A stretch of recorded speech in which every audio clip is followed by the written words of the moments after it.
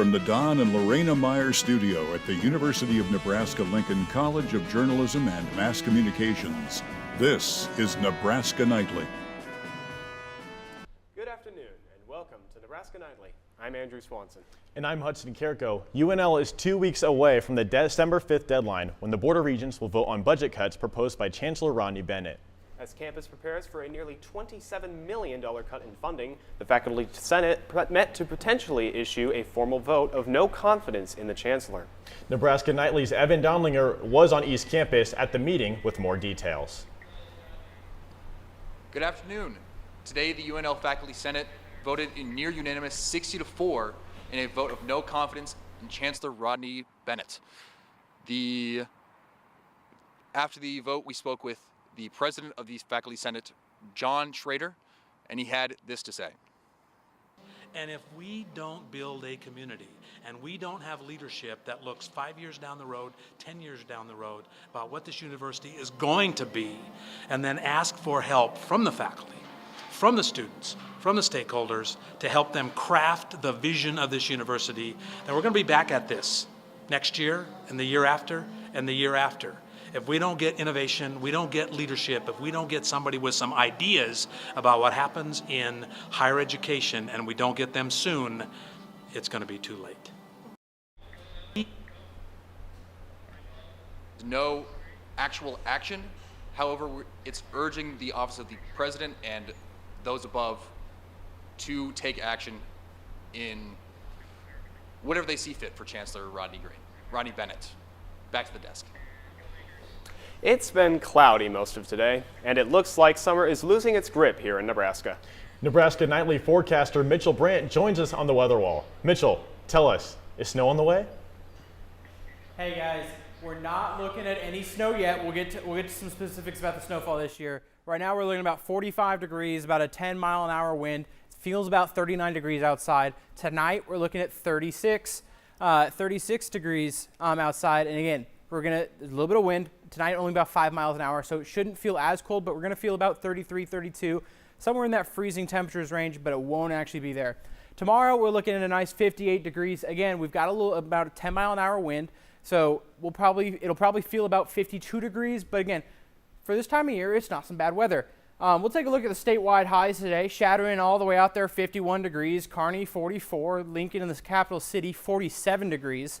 Again, for this time of the year, really not too bad. Let's take a look at these snowfall averages. This will be important for our next aspect here, but the average snowfall for Nebraska is about 20 to 30 here below I-80 and 30 to 40 above I-80. Those are kind of your normal averages that you're looking for this time of year. As we take a look, here's the entire nation's winter outlook from the National Weather Service this year. As you see in this northern part of the country, we're looking like we've got a high chance to be above our averages. We take a zoom in look here. Nebraska, we're looking about at our averages. It shouldn't be anything too high or too low. That's saying that we won't be there. We could go for way above our averages or way below, but currently that doesn't look like what we're going to look for this year. Take a look at some rain chances. Friday, we got a little bit of rain. Saturday, Sunday, we're going to drop off again. Monday and Tuesday, some small chances, nothing major, but Friday, we are looking at our most amount of rain coming up. 7-day forecast. Again, we're at that time of the year where it feels great during the day with our highs, but then we get down at night and it just doesn't quite get there. It feels just close to freezing, but we're not quite there yet. But, Hudson, just to go back to your snow, it doesn't look like we're there yet, but I mean, we could look as far as the latest, and we could be all the way till May 5th.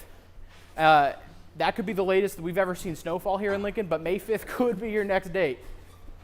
Well, Mitch, I love the snow, but tell me, is next Friday's football game against Iowa, is that going to be dry or snowy? We look pretty dry. It shouldn't be too bad. But to your snow parts, a couple days after, we might be looking like the 30th November, right at the end of November. We're looking like we have a good chance for our first snowfall of the year. Well, thank you, Mitch. I will have my hand warmers and warm gear ready. One thing that is true about Husker fans is that their unwavering support is for the Scarlet and the Cream. This year, Nebraska is participating in the second ever Abbott Big Ten Blood Drive Challenge. Last year, Husker Faithful had over 3,500 donors, as well as saved more than 11,000 lives. This was enough for the Big Red to win the challenge and $1 million to advance student and community health. Nebraska Community Blood Bank Representative Carrie Lundeen spoke more about what blood drive means to the blood bank and to the state of Nebraska. This is one of our most favorite events all year long. We look forward to it. There's a lot of excitement around it. We have a beautiful atmosphere to have a blood drive in and meet more new first-time blood donors. It's a great experience. One thing talked about, University student Megan Haskell talked about what donating blood means to her. Honestly, I have a lot of family members that can't donate blood but need it, and a lot of friends that do, so I want to do as much as I can to help people in need of blood. Currently in second place during the 2025 challenge, only 20 donors away from the first place, Wisconsin. The semester-long competition has run from August 27th and will end December 5th with multiple more events around UNL and Lincoln. For more information on where and how to donate blood, visit www.ncbb.org/donate-blood. Hundreds of people gathered this past Sunday near the Capitol in downtown Lincoln to honor and celebrate those who served in our armed forces. Crowds packed the street near the Capitol building as marching bands, veteran groups, and first responders made their way between 21st and 14th Streets. Entries in the parade included the Boys and Girl Scouts, local 4-H clubs, and the local junior ROTC program, among other veteran organizations. As the event continues to grow each year, it keeps its mission to recognize the sacrifice of those who served and celebrate these local heroes. The parade wrapped up just after 4 o'clock, but organizers are already looking forward to next year. Days away, and the University of Nebraska-Lincoln is already stirring up the holiday spirit. This week, dining halls across campus are serving a full Thanksgiving spread, giving students one last cozy moment together before everyone heads their separate ways. Whether students stay home or stay on campus, this meal brings a spark of warmth to the week, a chance to laugh, unwind, and feel a bit of holiday comfort right where they are.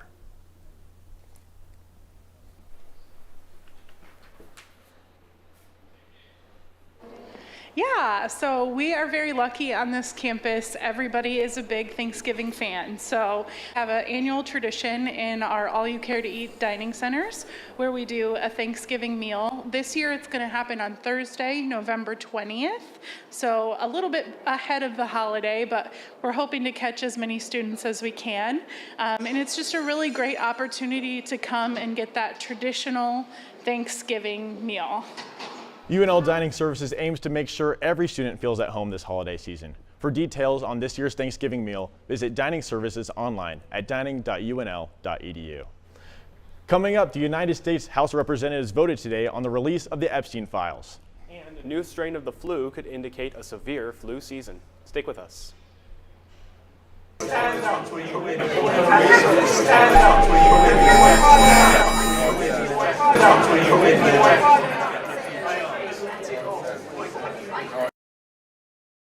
On average, every Big Ten student wastes 112 pounds of garbage each year, but there's a fix.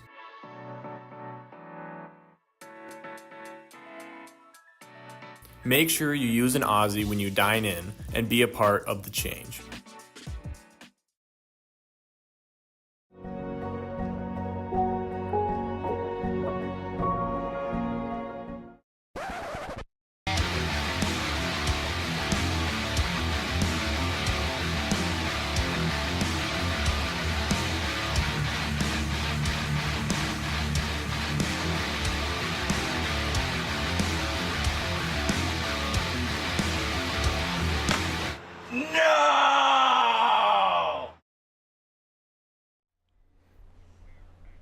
Today, the House approves the bill that will release the Epstein files. The bill passed in a 427-1 vote, with 5 members not voting.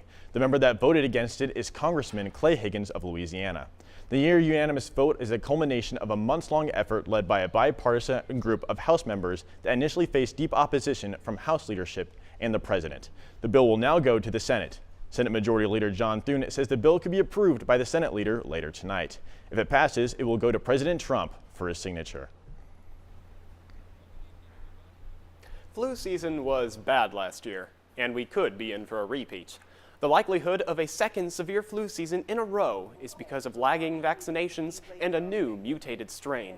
The strain is called subclade K and is behind early surges in the United Kingdom, Canada, and Japan.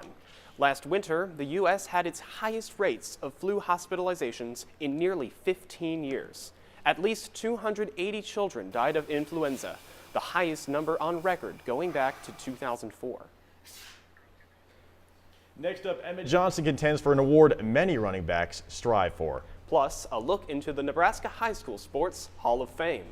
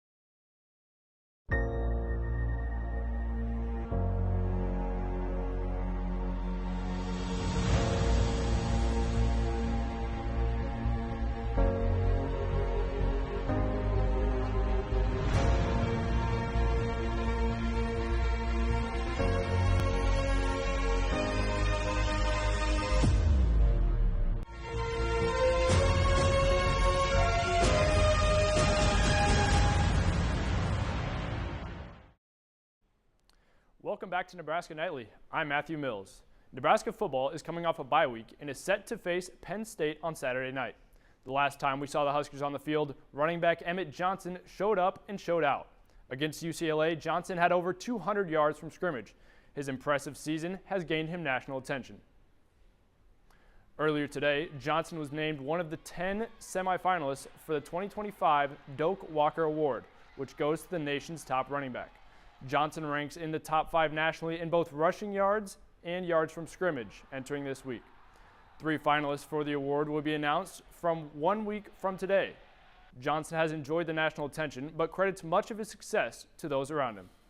They've been doing a great job of just pushing, me out there, but it's not just me. Like I said, there's a lot of people that play a part in that, my teammates that have helped me get to that point. So it's been amazing. It's been pretty fun. The Husker women's basketball team remains undefeated this season after taking down North Dakota State 82-70, led by Amaya Hargrove's 17 points. Nebraska returns home to play Oral Roberts tomorrow night, where Coach Amy Williams expects a different test for the Huskers defense.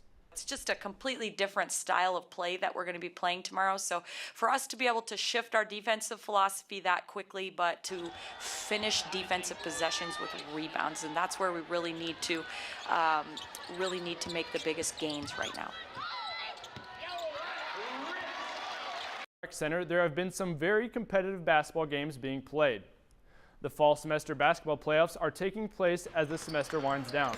Some of the top teams hope to be crowned UNL intramural champions, with the winner having the chance to play against other top intramural teams from other schools.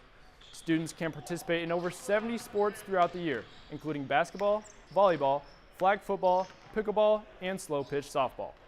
To get involved in intramural sports next semester, visit crec.unl.edu.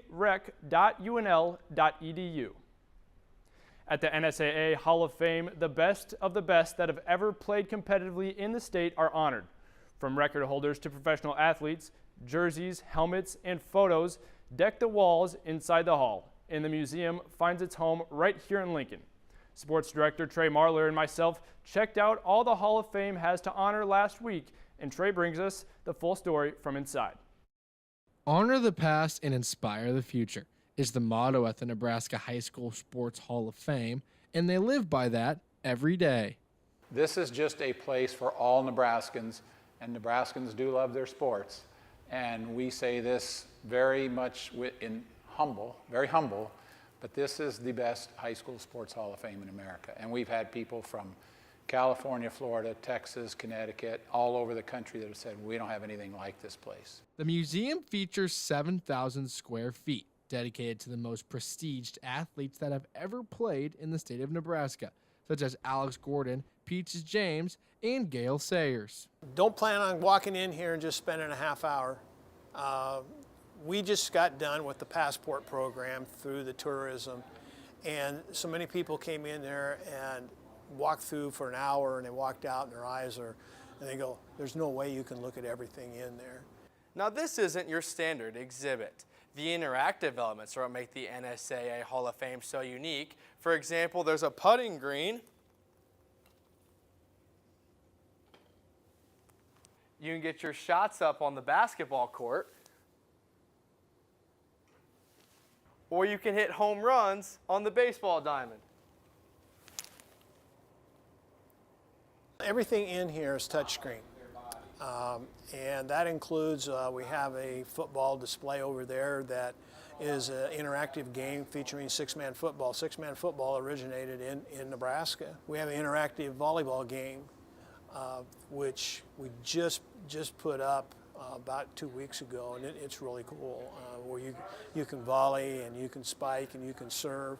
So those are games that are particularly suited for kids. But the most popular exhibit provides an opportunity for anyone who has ever attended high school in Nebraska to relive their younger years. And that's what's on this board. So if you go in here and you hit that county, that pulls up Lincoln County, and that will pull up every school that's ever existed in Lincoln County. Lincoln County, of course, is North Platte. Alongside the interactive elements, all of the wraps and other wall art are done by Revolution Wraps, a company right here in Lincoln. You can spend hours in here, finding all sorts of information out. So we get to kind of really showcase and show visually like what these sports were, what they mean, and showcase who these people were when they were Hall of Famers or broke records, etc. The Hall of Fame is located inside the NSAA building across the street from Haymarket Park and is completely free for anyone who stops by. It's free. One of our board members always says, make sure people know it's free. And it has something for everyone. Reporting from Lincoln, Trey Marler, Nebraska Nightly Sports. The NSAA Hall of Fame has activities and exhibits for everyone. That's it for sports. Andrew, Hudson, back to you guys. Thank you, Matthew. For our final weather report, we go to Mitchell Brandt with our game day forecast. Mitchell? Yeah, guys, this is about the epitome of Big Ten football weather. It doesn't get better than this. We're at 40 degrees at kickoff, just a little bit of wind. Perfect November game. Doesn't get better than this. We'll finish at about 38 degrees-ish, maybe 39, but beautiful Big Ten weather football. Now, one thing I do have to mention before we get going into much else is that for the first time since I was in elementary school, the Denver Broncos have clinched a winning record in November. And I want to give a shout out to Stefan, our technical director today, because he's been suffering with me. But shout out to our chief engineer, Jamie, our audio op, Bridger, and sports director, Trey Marler. We finally did it. We beat you guys at the first game this year. It's been way too long. We finally did it. Exciting time for the NFL, but I'm looking forward to watching the Huskers play Penn State. It'll be exciting. I cannot wait. Emmett Johnson looking to secure himself an even better season. Absolutely. I have some friends from Colorado, so I'm sure some of them might be happy about the Broncos. The question is, Hudson, do you believe? Well, I know Jamie's got to believe now. Well, as of this weekend, you can consider me a believer. So there we go. How about that? All right. Thank you for tuning in to Nebraska Nightly. Be sure to follow us on social media at Nebraska Nightly. Our next live newscast will be on Friday, November 21st at 4:30 p.m. We will be off the air during Thanksgiving week, but we'll return on Tuesday, December 5th at 4:45 p.m. Have a great week and a good night. University of Nebraska Lincoln's College of Journalism and Mass Communications.